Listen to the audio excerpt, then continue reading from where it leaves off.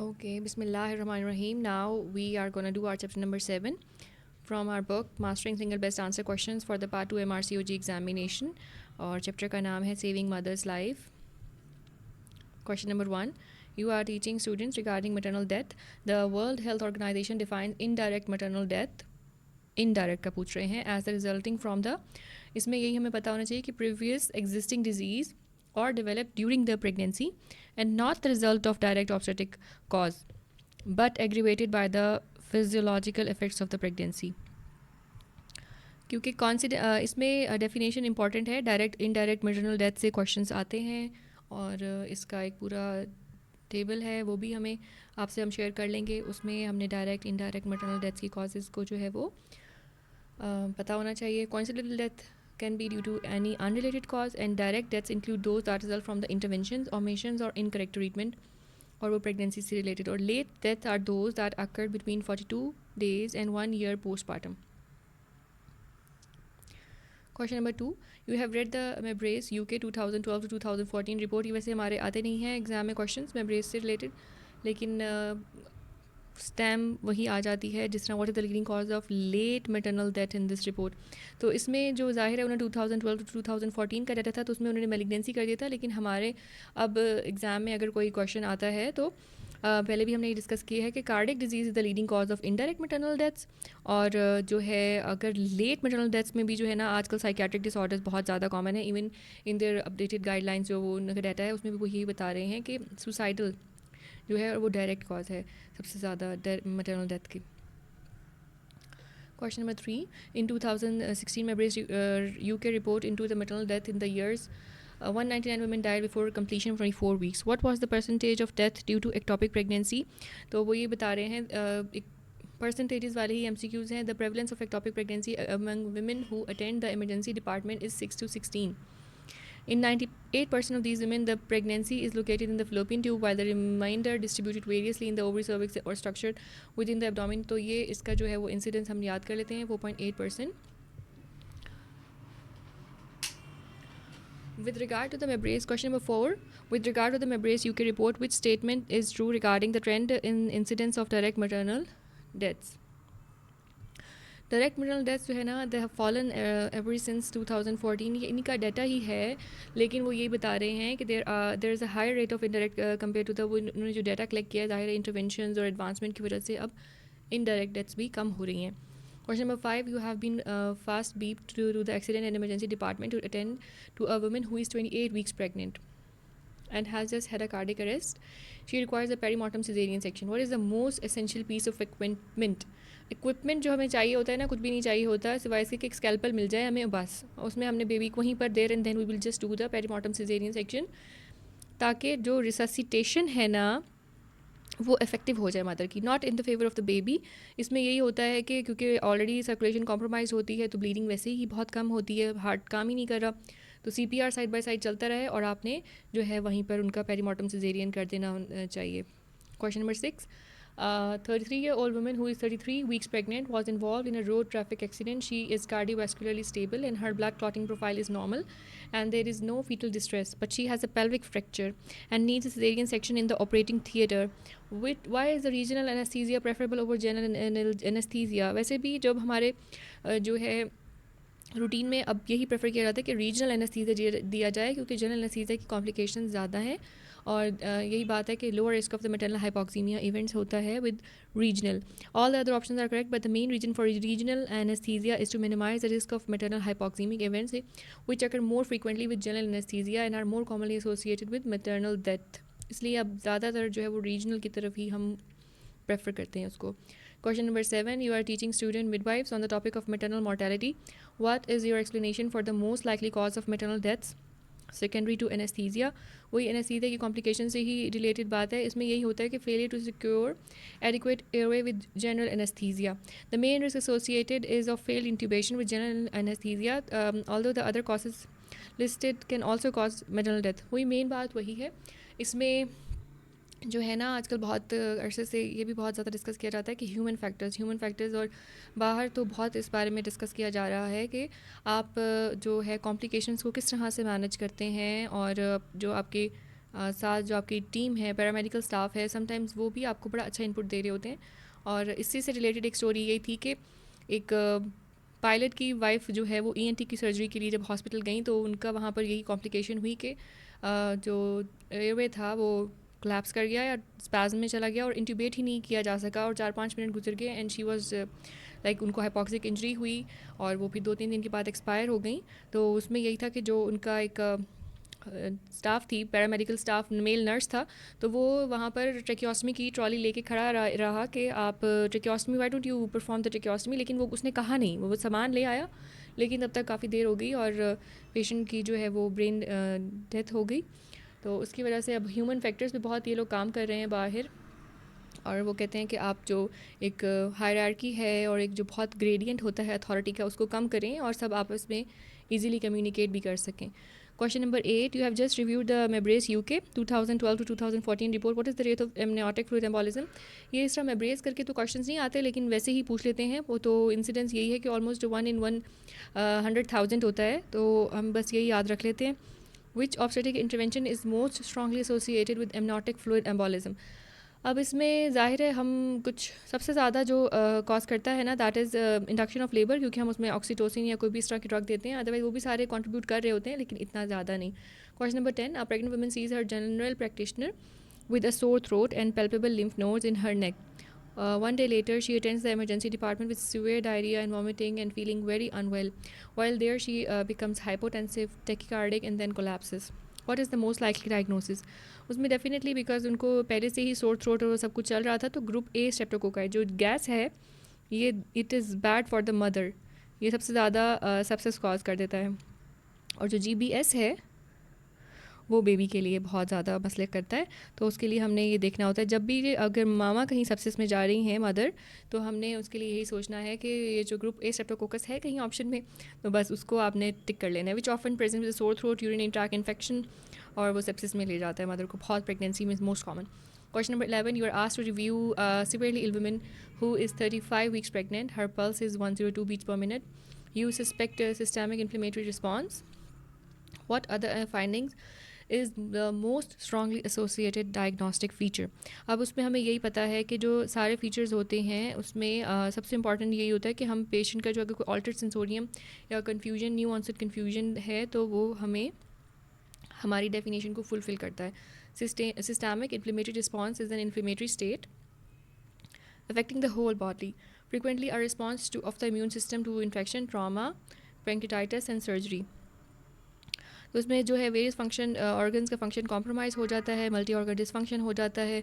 और इसमें सेप्सिस हम कब डिफाइन करते हैं, that can be defined as the presence of infection together with SIRS। मतलब अगर इसमें सिम्टम्स आ रहे हैं तो हम सिर्फ उसको यही लेबल करेंगे, लेकिन अगर हमें ब्लड स्ट्रीम में इन्फेक्शन भी मिल गया है तो हम फिर सेप्सिस लेबल कर देते हैं। अदर क्राइटेरिया जो है उसमें टेम्परेचर भी है, रेस्पिरेटरी रेट भी है, blood glucose level, in the absence of non diabetes and white cell count जो है वो भी इंपॉर्टेंट है। Question number 12. A woman with a BMI of 37 kg per meter square and asthma had an elective cesarean section for breech at term with blood loss of 1300 ml. She was discharged home 3 days later. 1 week later, she became acutely short of breath and collapsed. ठीक है, अब इसमें सबसे important बात क्या थी, patient का BMI, और उसमें जो है risk factor for pulmonary embolism include BMI, elevated BMI या कोई ऑपरेटिव डिलीवरी या फिर पोस्टपार्टम हैमरेज या post surgical immobility.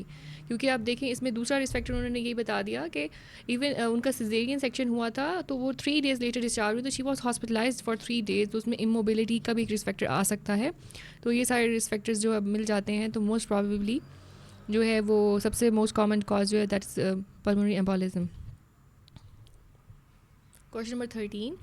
You are called urgently to see a collapsed woman in room 4 on the labor ward, and she has just had a prolonged labor and instrumental delivery. The midwife says that the woman complained of slight headache, became short of breath, and then she had a chest pain before she collapsed.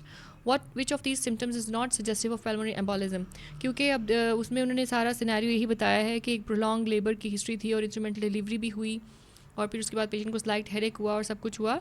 तो headache का जो है ना वो pulmonary embolism के साथ नहीं होता, बाकी सब चीज़ें जो हैं वो पल्मोनरी एम्बोलिज्म के साथ ही एसोसिएटेड होती हैं कि chest pain, collapse, syncope, dizziness, hypoxia, tachycardia, sudden onset of breathlessness are typically associated with pulmonary embolism. ये सारे सिम्टम्स आ सकते हैं एक पेशेंट में जिसको पल्मोनरी एम्बोलिज्म डेवलप हो रहा है। Headache is not typically associated with pulmonary embolism, लेकिन ये जो CVT होता है ना, ये भी बड़ा एक बहुत ही कम लाइक लेस नोन टॉपिक है, लेकिन इसमें से भी कोई ना कोई MCQ वो डाल देते हैं कि CVT में पेशेंट प्री एक्लैम्शिया के साथ इसकी बहुत एसोसिएशन होती है कि अगर पेशेंट को प्री एक्लैम्शिया था और बाद में कोई इस तरह के सिम्टम्स डेवलप हुए हैं CNS के, तो वो सेरिब्रल वेनस थ्रोम्बोसिस जो है उसका ऑप्शन बन रहा होता है। वो भी हम MCQ डिस्कस कर लेंगे सिनेरियो के साथ। Question number 14, a fit 39-year-old 18 weeks pregnant woman presented with non-specific abdominal pain, left-sided leg pain and edema to the emergency department following a recent safari holiday in Africa. देखें, ऐसी जो है होते हैं scenarios. Doppler ultrasound scan of the leg is normal, what is the most likely diagnosis? इसमें यही है कि वो क्योंकि इतना ट्रैवल करके आई हैं और जो है काफ़ी प्रोलॉन्ग्ड अर्ली प्रेगनेंसी में उन्होंने ट्रैवल किया है, तो डीप वेन थ्रोम्बोसिस, क्योंकि she has several risk factors. एक तो उनकी एज, दूसरा प्रेगनेंसी और तीसरा एयर ट्रैवल। क्योंकि एयर ट्रैवल में अगर आपकी लॉन्ग हॉल फ्लाइट होती है ना, which is more than 4 hours, तो उसमें जो है VT का रिस्क बढ़ जाता है। And deep vein thrombosis can not be excluded by the presence of a negative Doppler scan if strong clinical suspicion remains. Typical symptoms include redness, oedema, leg pain, non specific abdominal, groin, buttock pain, and dimer testing is sensitive but not specific for diagnosing deep vein thrombosis. तो इसलिए हमने सबसे important बात ये है कि हमने patient का जो है वो ये एक्सक्लूड ज़रूर करा देता है। अगर नेगेटिव है तो 97% केसेस में जो है वो DVT नहीं होगा, लेकिन अगर पेशेंट को सिम्टम्स हैं तो हमने उसको ज़रूर एड्रेस करना है, फॉलोअप कराना है डॉपलर स्कैन को, और उसके अकॉर्डिंगली मैनेज करना है। बेसिकली वो हमें यूनिलैटरल नहीं होता, और अगर जो है कोई इन्फेक्शस एलिमेंट होता है इसमें तो। Question number 15. You have just briefed your juniors of the WHO maternal mortality reports. What is the leading cause of maternal mortality worldwide? Worldwide वही है जो पाकिस्तान में है, and that is obstetric hemorrhage, ठीक है। और इसमें 50% और जो है maternal deaths इसी की वजह से होती हैं, और UK में भी अभी तक 10% of maternal deaths जो है वो hemorrhage की वजह से ही हो रही हैं। Hemoglobin levels, question number 16, are tested in the UK at booking. If the level is below the normal range, the women should be investigated further. The abnormal range is less than. ये वही बात है, UK में नहीं, कहीं पे भी जब हमने अगर बुकिंग पे पेशेंट का हम हेमोग्लोबिन चेक कर रहे हैं, तो फर्स्ट ट्राइमेस्टर में, सेकंड ट्राइमेस्टर में और थर्ड ट्राइमेस्टर में हमने याद करना होता है कि हीमोग्लोबिन अगर लेस दैन 11 है एट बुकिंग, तो हम उनको फिर लेबल करते हैं कि दैट शी इज़ एनीमिक। हमारा टारगेट यही होता है कि फर्स्ट ट्राइमेस्टर में 11 से ऊपर रहे, और सेकंड ट्राइमेस्टर में 10.5 से ऊपर, और थर्ड ट्राइमेस्टर में और पोस्टमार्टम पीरियड में भी 10.5 से ज़्यादा ही रहे। ये UK की जो है वो गाइडलाइंस हैं। अब हमारा जो SOGP है उसकी अपनी गाइडलाइंस है, वो भी हम आपसे शेयर कर लेंगे कि उनका कट ऑफ क्या है। थोड़ा ऊपर नीचे ही है, लेकिन जब हम शेयर करेंगे तो आपको एग्जैक्ट डिफरेंस समझ आ जाएगा कि UK का इतना है और SOGP का इतना है, और आप दोनों को डिफ्रेंशिएट कर लेंगे उसके अकॉर्डिंगली, फिर आपको काफ़ी आसानी होगी कि आप MCQ अपना अटैम्प्ट कर सकें। Question number 17, a woman has postmortem haemorrhage following forceps delivery, and uterotonics जो है Syntocinon, intramuscular Syntometrine and oral misoprostol have been used, but uterine atony remains. An intrauterine balloon tamponade is inserted, but the postpartum hemorrhage continues. The estimated blood loss is 2100 ml, मतलब उनका major जो है वो haemorrhage हो चुका है। What is the next step management? इसमें definitely अब हमें लेप्रोटमी की तरफ जाना है, क्योंकि बाकी सारे इंटरवेंशन टेम्पोनाड भी हो चुका है, तो उसमें नेक्स्ट स्टेप जो है वो उसका एल्गोरिदम हम देखें ना PPH का, तो वो इस तरह से ही है। पहले आप फिजियोलॉजिकल और फार्माकोलॉजिकल इंटरवेंशन करते हैं, and then you go for balloon tamponade, and then you go for the laparotomy, ताकि आप हेमरेज को कंट्रोल कर सकें इससे पहले कि पेशेंट हमारा डिट्यूरिएट हो जाए। Question number 18, a 31-year-old woman who is 33 weeks pregnant presented with acute weight loss and fatigue in pregnancy. A malignancy is suspected, but the primary is not identified. A category 3 cesarean section for maternal deterioration is performed. The placenta is sent for histology as it looks and feels abnormal. Which malignancy is most likely to show metastatic involvement of the placenta? इसमें जो है वो melanoma जो है उसको देखा गया है कि malignant melanoma is the most likely to metastasize with the placenta, although other malignancies can also do this. लेकिन सबसे ज़्यादा फिर भी malignant melanoma ही करता है, और जो है ये इसलिए हमारा यही ऑप्शन है। Question number 19, in the 2016 report, cases notes were available for the in-depth review of the care offered in 183 deaths. What is the percentage of women in whom improvements to care may have made a difference to the outcome? तो वो खैर वो उनकी यही reports हैं और ये सब कुछ है, तो वो यही कहते हैं कि हमने जो अपना डाटा उसको हमने गो थ्रू किया, तो वो कहते हैं कि 12% फीमेल्स जो थी उनमें आउटकम बेहतर किया जा सकता था, और the percentage women who died in spite of good care was 46%. Question number 20. You are following up 22-week pregnant woman in the antenatal clinic. Her epileptic fits are well controlled on medication. What is the most common cause of maternal death secondary to epilepsy? And that is sudden unexpected death in the pregnancy, जिसको हम SUDEP कहते हैं. और इसमें यही होता है कि मेजर कॉज यही है maternal death की among women with epilepsy. तो उसमें यही है कि सबसे इंपॉर्टेंट बात यह है कि एपिलेप्सी को बहुत अच्छे से मैनेज करते हैं. इनकी बहुत ज़बरदस्त गाइडलाइंस है, मल्टी डिसिप्लिनरी टीम अप्रोच के साथ मैनेज करना है. और उसके अलावा हमने जो है कंटिन्यू उनको काउंसिल करना है कि एडवाइस करना है कि you should continue your medications, और बेबी फ्रेंडली ड्रग्स देनी है. और उसके अलावा कोई इंडिकेशन नहीं है for early induction due to epilepsy. Women should be manage in single room, should not be manage in single room because of the risk of fitting. वो यही कहते हैं कि उनको जनरल वार्ड में मैनेज करें ताकि उनका फिट अगर खुदा न खासा हो तो उसको फ़ौरन मैनेज कर लिया जाए. Question number 21.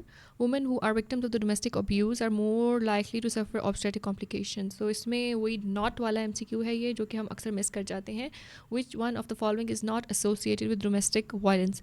इसमें APH भी हो सकता है, low birth infants भी हो सकता है, और जो है preterm labor stillbirth भी हो सकता है. लेकिन pregnancy induced hypertension ये physiological है, ये इसके domestic violence की वजह से नहीं होता.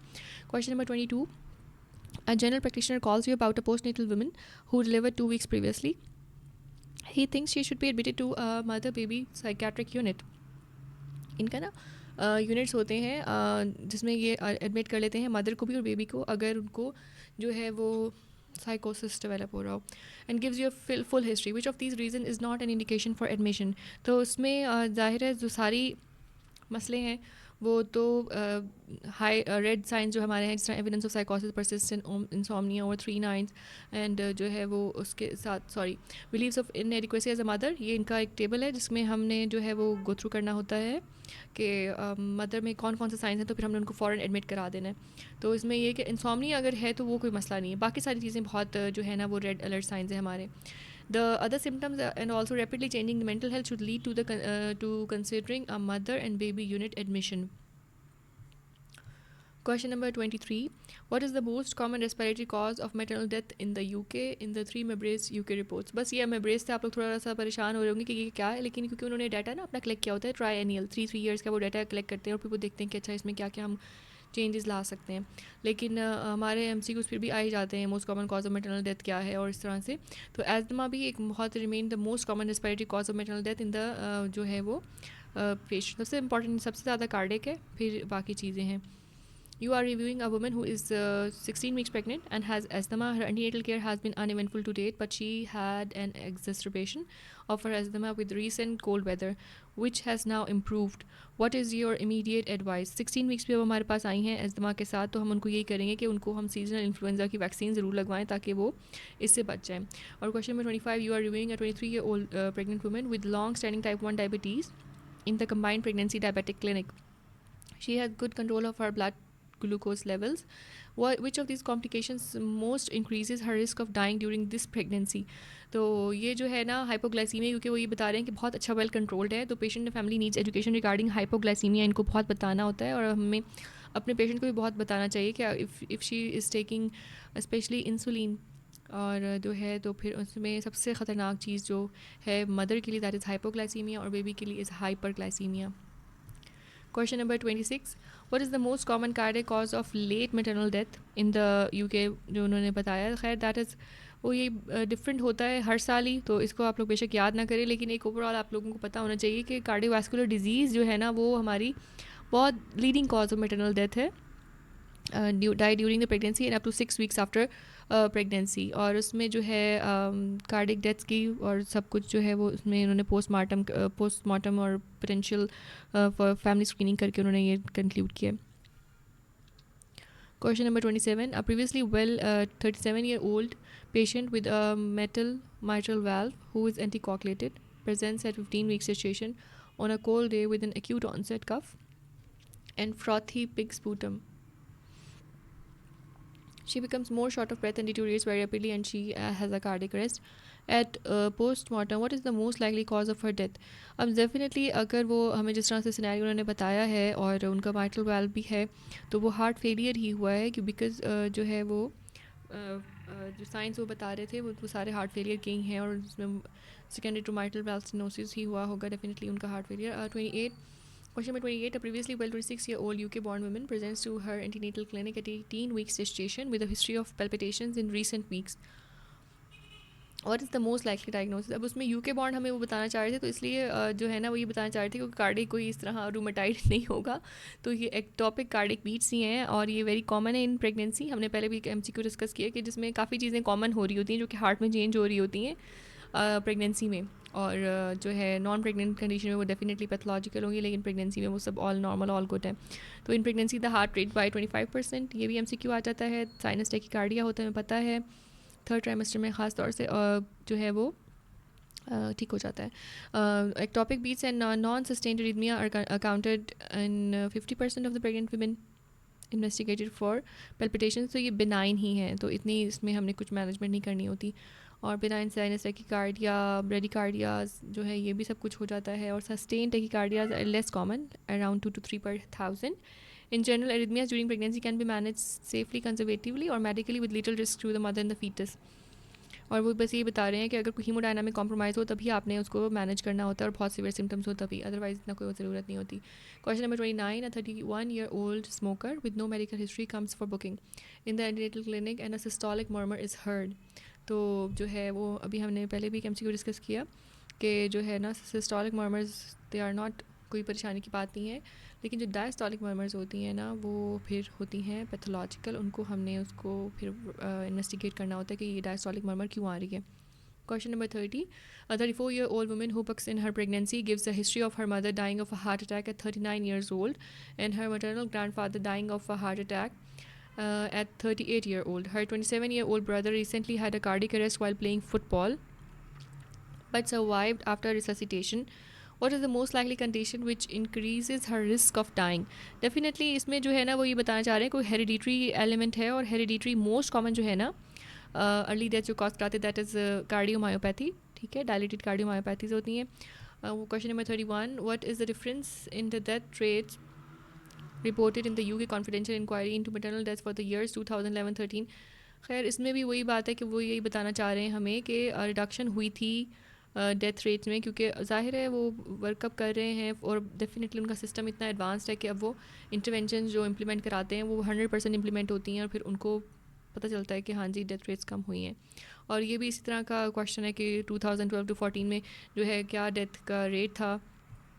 तो मैटरनल डेथ जो है ना वो cardiac disease at the rate of 2.8 to 100,000 मैटर्निटीज़ उनका जो था मैटरनल मॉर्टेलिटी, उसकी वजह से सबसे ज़्यादा कार्डिक की वजह से ही है. 2/3 of maternal mortality is due to medical और mental health condition, not pregnancy itself. ये हो गया. And question number 33. 33-year-old woman comes to the antenatal booking clinic. She is 14 weeks pregnant. On checking on her mental health, you find she had a previous mental health problem. She has improved and is not currently under any treatment. What is the highest risk time for a recurrent episode? तो ये most जो सबसे ज़्यादा ख़तरनाक time होता है ना वो पोस्टपार्टम पीरियड ही होता है, क्योंकि इसमें अपने बेबी को भी मैनेज करना होता है और स्ट्रेस फिजियोलॉजिकल और मेंटल फिजिकल बहुत बढ़ जाता है. तो पोस्टपार्टम पीरियड बहुत एक डेंजरस टाइम होता है.